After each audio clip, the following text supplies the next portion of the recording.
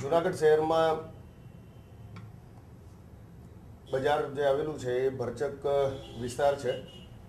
એ બજારમાં માઢ સ્ટ્રીટ નામનો એક વિસ્તાર આવેલો છે. એ માઢ સ્ટ્રીટમાં ગઈ 25 તારીખથી 27 તારીખ દરમિયાનમાં જ્યારે દિવાળીનું વેકેશન હતું, એ વેકેશન દરમિયાન આ મકાન માલિક પોતાના પરિવાર સાથે બહારગામ ફરવા માટે ગયેલા અને મકાનને તાળા લગાવેલા.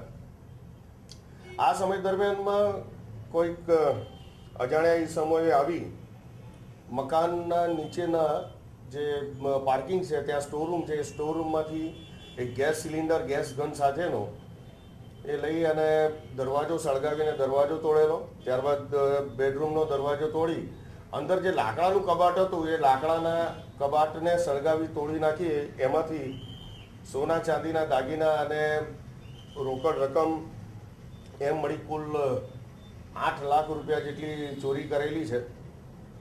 આ ચોરી અનુસંધાને જે ફરિયાદી છે ગૌરવભાઈ અરવિંદભાઈ, એ જાતે સોની છે અને સોનીના વ્યવસાય સાથે સંકળાયેલો હોય, તેમના ઘરમાં વધારે માત્રામાં સોનું હતું એવું એમનું કહેવાનું થાય છે.